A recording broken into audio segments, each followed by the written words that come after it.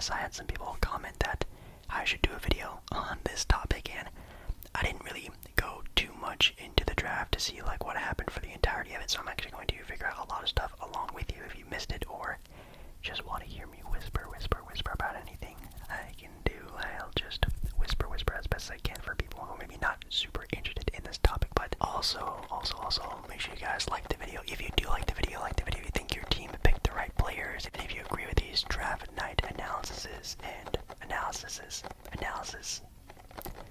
draft day grades, and also anything else to do with the NFL, make sure you comment it down below, or any other sports, any other video ideas, anything at all, make sure you comment it down below, and let us get started.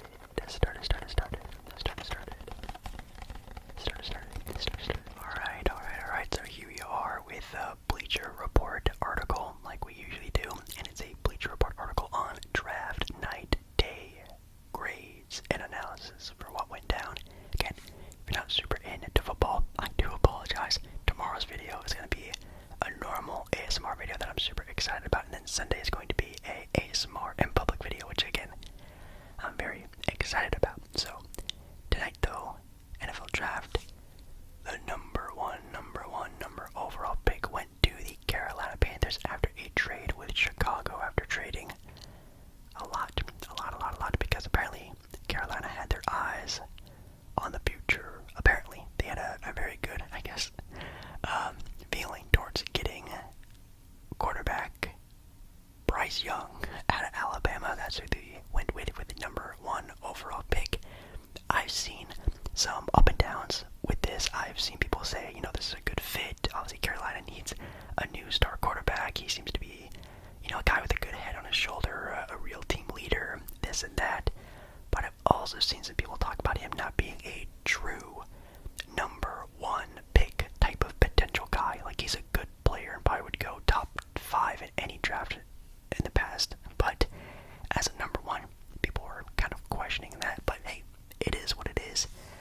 You can see his like strength and weaknesses, outlier in terms of size. I think he's like 5'10 as a quarterback, which as someone who's around 5'10, it kind of makes me feel a little sad. But I mean, I know most quarterbacks in the NFL, at least nowadays, are like 6'3, 6'4. They're kind of huge, unless you're talking like Russell Wilson and other players like that. But I don't know.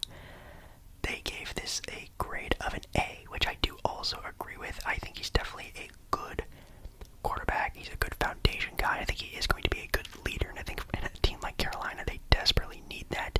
Number two overall pick with the Houston Texans. They also took a quarterback with C.J. Stroud. I think how you pronounce it. Out of Ohio State. Interesting. I'm not really too sure where the differences really lie with Bryce Young and C.J. Obviously, I don't really watch any college football. I've only just seen like the highlights and the sort of I don't know what other people say about him, but from what I've seen, they are both, at least in my own opinion, kind of equal. Maybe the Panthers just maybe Bryce Young's attitude. Maybe they see something obviously that some other people don't. Obviously, being the starting quarterback for Alabama is obviously like a huge sort of weight to have on your shoulders, and he did a pretty good job at that. I think he also won the Heisman, I think, but CJ I think is also going to be a very good pickup for them. Obviously, Houston needing a new quarterback since that whole fiasco went down, and it says here he's a precision passer, deadly from the clean pocket, and gets the ball out quickly. So, looks like a quarterback that every team would need. They also get a grade of an A.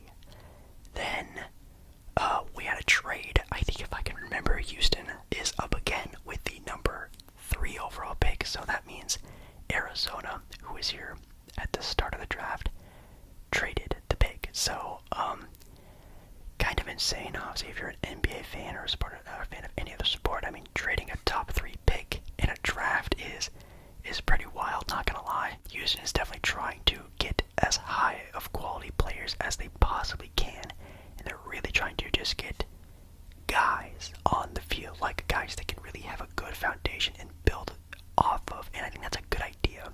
Obviously, instead of just striking rich with one good player, why not just, instead of trying to diversify your roster, really just try to build off of like 2-3 really good players, and then you start to grow the rest of the roster. I think that's what they're going off of.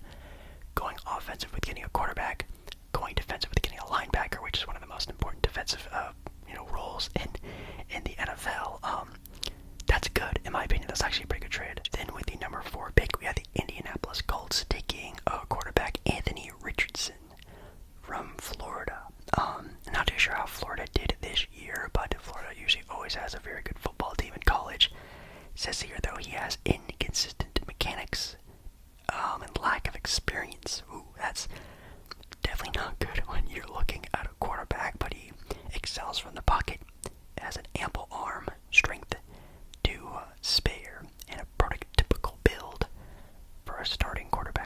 guess if you're Indianapolis Colts, who haven't really had a really, really solid quarterback in a minute, on a team that I guess can, have some promise maybe, I think you definitely take that.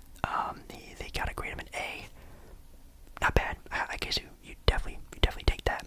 The Seahawks via Denver, which I think obviously with the Russell Wilson trade, which is still a crazy thing to think about, that the Seahawks, a team that made the playoffs, have a number 5 pick. Wow.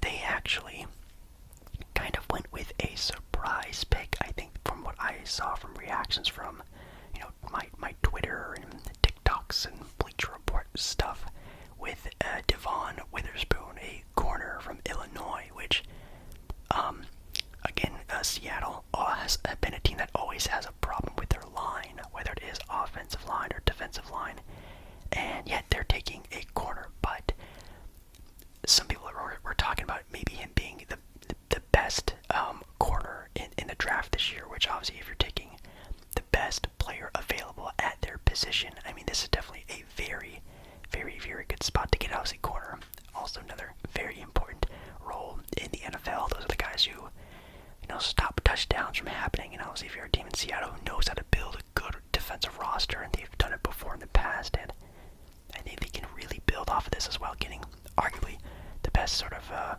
deep threat defender in the draft this year. I think it's pretty nice. And they got a grade of also an A. So it seems like the NFL draft is going pretty easily. You had another trade with the Arizona Cardinals, now with the 6th pick, trading the number 12 pick, the 2nd round, number 34 pick, and the 5th round, 168th pick, for pick 6 and 81. So Arizona looking like they want to get some extra talent with offensive tackle Paris Johnson, which Paris as a first name is pretty hard, I'm not gonna lie.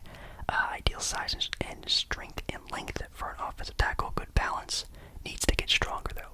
Apparently a grade of an A also, so what the heck, they're all just A grades, I don't know. Obviously these grades are like, it's been like a handful of hours since the draft, so maybe these reporters just haven't really thought about it all too much, but I don't know, it seems like everybody is winning the draft so far. There's no bad picks. At number 7, we have the Las Vegas Raiders here with Tyree Wilson, defensive lineman from Texas Tech. Texas Tech, usually a good defensive team. They also get a grade of a B. Yeah, I saw a couple mocks that had them taking a quarterback, since again their new starting quarterback is kind of a, I don't want to say injury prone or wishy-washy, but Jimmy Garoppolo. Maybe they could have went with a quarterback here and sort of building off the future with having Jimmy G there to win now. But it seems like they're building through some defense with Tyree Wilson. I don't know about that one. They get a grade of a B, so I guess that's the worst draftee so far, and it happens to go to, of course, the Raiders, because the Raiders are just a very unlucky team.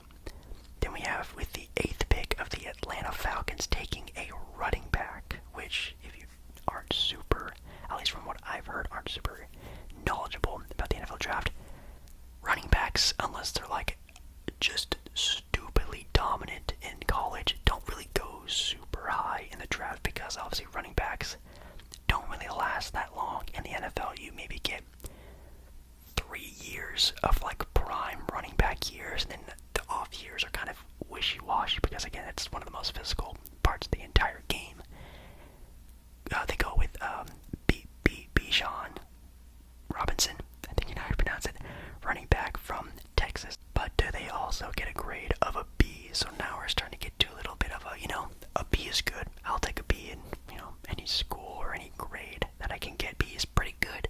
It's definitely above average, but, we're starting to get to those wishy-washy trades where you're like, I can see it, but maybe there could have been someone else. And the big someone else was at pick number 9. Pick number 9 with the Philadelphia Eagles, making a little bit of a push here, trading up to the Chicago Bears. Yeah, so this was originally the Bears pick, but the Eagles traded pick number 10 and a 4th round pick in 2024. So the Eagles traded 2 picks to get this guy, and this guy is Jalen Carter, which, again, if you aren't super in-depth with the NFL draft knowledge, this guy was projected to be almost a lock of a top 3 pick. There, people were saying he is the most talented player in the draft this year by position, and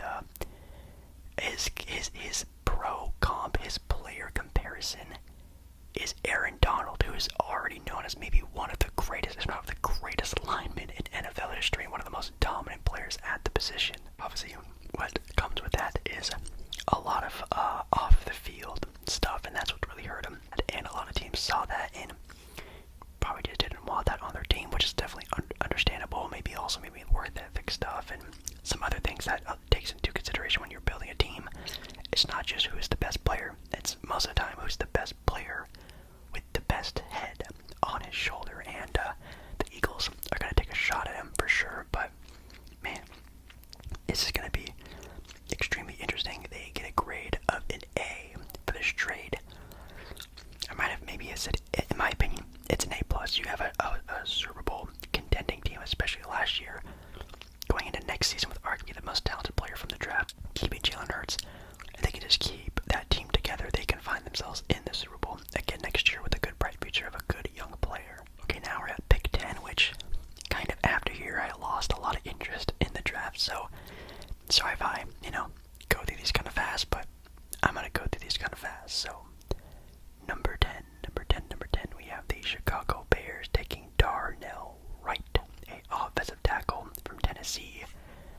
Strengths, big. I like that. That's a good strength to have in the NFL. Grade of a B+. Who is this? The Chicago Bears offensive tackle. That's always pretty good.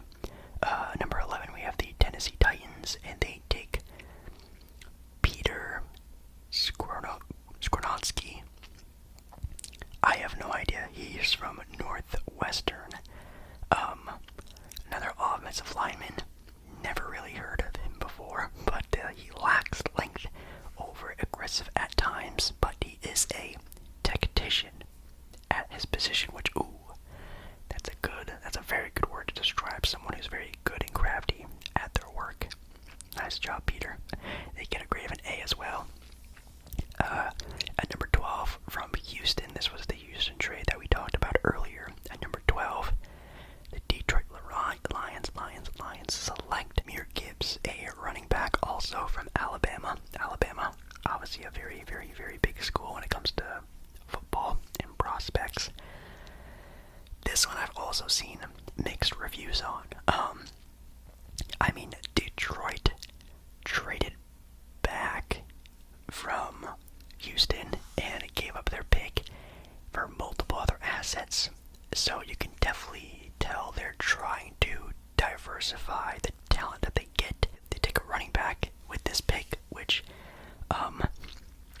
it's a grade of a D. So this is actually the first bad pick of the draft, which is kind of interesting.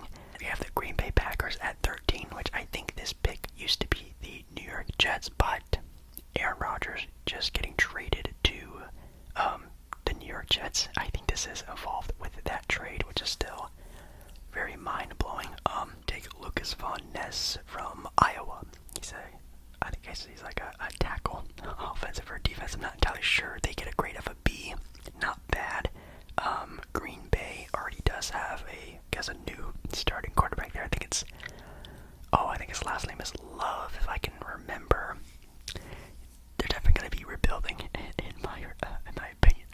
14th, we have the Pittsburgh Steelers taking offensive tackle Broderick Jones from Georgia. Strengths, powerful and nasty. Powerful and nasty. Now that the Jets pick now at 15, taking Will McDonald from Iowa State. So Packers with their draft pick picks an Iowa player, and the Jets with their pick an Iowa State player. Isn't that very funny? Very full circle. In my opinion, they get a grade of a C. Oh man, not very good. It says here that they were better options at multiple other positions than this one that they decided to go with. So, and again, probably just taking maybe the best player at a position that they really needed, and also with a team that is probably going to be a title or bust team that next year or two are probably just trying to acquire maybe the best, maybe even most mature talent that they can find. It does kind of make sense. The Washington Commanders with taking at 16 Emmanuel Forbes, another corner from Mississippi State. So again, look at Seattle and where they picked their corner at top 5, and the next corner didn't get picked till 16th. So you can definitely see why, again, Seattle sort of jumping the gun on this pick, because it seems like there's a big gap between him and the next player available, which is kind of insane to think about. They get a grade of an F. Oh my god, I feel so bad. That's sad. Hopefully he doesn't turn out to be an F. He's New England Patriots taking at pick 17 Christian Gonzalez, another corner from Oregon. Obviously Oregon, in my opinion, maybe having the best jerseys in college football. You can see there. Another strength is big and long. Oh my god. Weaknesses are overly handsy, so I'm guessing he's a flag. He's a flag magnet. That's not very good, but a grade of an A. So again, pick prior, grade of an F for a corner, grade of an A for this corner for the Patriots. Yeah, for the Patriots. The Washington Commanders. Come on, guys. Detroit with 18 take Jack Campbell, a linebacker from Iowa. A lot of Iowa players here as well. Grade of a B, pretty average. The Tampa Bay Buccaneers take, oh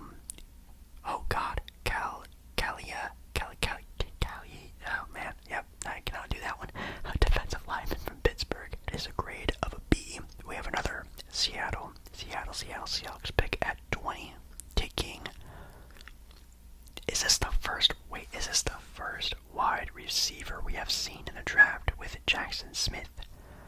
A wide receiver from Iowa State. Wow. That's interesting. I think that is the first wide receiver we've seen in the draft. They get a grade of an A. Wow, holy cow. So I'm not sure if this was the best wide receiver available, or maybe Seattle just really liked the pickup here, but it says here that he had a hamstring injury that cost him most of last season in college football. So, you know, just gotta really hope he turns out to be, I guess, a pretty high talented prospect. He really hits his potential, because it seems like it's definitely there. At 21, we have the LA Chargers taking Quentin Johnston, the next wide receiver picked out of TCU, with a grade of a B+. So I guess Seattle did get the best wide receiver in the draft. Apparently to this grade it seems like that. 22, Baltimore Ravens take Zay Flowers, another wide receiver from Boston College. Wow, Seattle really did just jump the gun on the wide receiver sort of pool out there. They also getting a grade of an A. Wow, definitely with Baltimore putting all that money into Lamar Jackson. He's going to need guys to throw to, and they get apparently another really good prospect here. So hopefully the Ravens can do something with that, because they definitely have a lot of money. Didn't Lamar Jackson get like 280 or 260 million dollars? That is just wow. Number 23, Minnesota Vikings get Jordan Addison, another wide receiver from USC with a grade of a B. New York Jets from Jacksonville take Deontay Banks, another corner from Maryland with a grade of a B. Buffalo Bills take Dalton Kincaid, something like that. A tight end from Utah. Oh wait, I think that might be the first tight end we've seen. Have I said tight end before? I'm not entirely sure. Pick 25. Wow. Grade of an A for what team was that again? Buffalo. I mean, yeah, Buffalo is a team that definitely needs to change something up. Obviously, they've always had very good receiving, and they have obviously Josh Allen, one of the best quarterbacks, but I think they definitely do diversify their offense, whether it is through a better run game or just sort of a different scheme. And obviously a tight end can sort of play into that, so that's actually also not a bad pick whatsoever at all. Dallas Cowboys taking Mozzie Smith, a defensive lineman from Michigan, with a grade of a C-. Oh no, not the most popular team in football.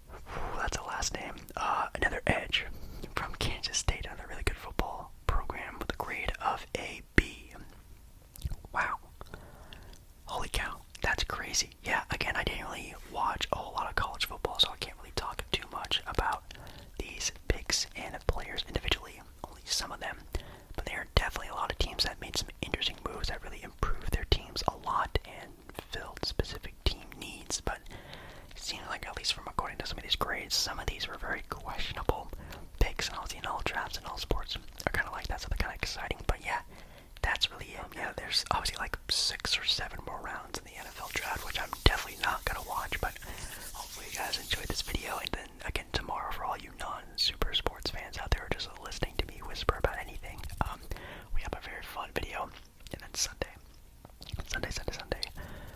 we have the ASMR in public video of the week, which is gonna be fun. It's different. It's simple and easy, but you guys are gonna enjoy it, I think. But I love you. Love you, love you, love you, love you, love you, love you. Again, make sure you like the video. If you do like the video, it really does a lot for me and this channel, YouTube's algorithm, all that fun stuff. Comment down below how you feel. If you're a big football, NFL football fan, let me know how you feel about the draft, because I don't know anything, so I really, really, really need your opinion. I love to know your guys' opinions, especially on stuff I'm not really too sure about, and any other video ideas that you guys have, I'd love to know down in the comments. And